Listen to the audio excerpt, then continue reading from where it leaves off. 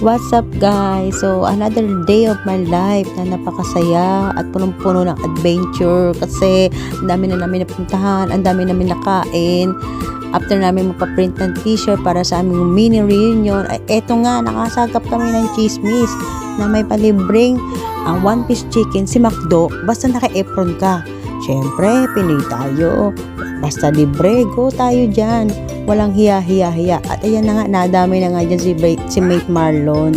So alam ko hiyang-hiya dyan si Mate Marlon. Wala lang siyang magawa kasi nag-iisa lang namin siyang boy. So wala siyang kakampi. So ito na po kami, tatry namin yung sinasabi nila na may free ka one piece chicken basta nakakaya from ka.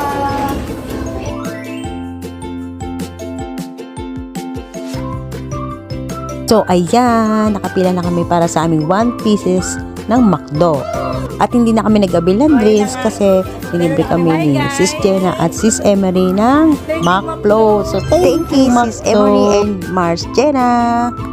At nang aming maklaim ang aming order, at ito nga, nag-iisip kami at pinag-uusapan namin yung aming Hokage technique.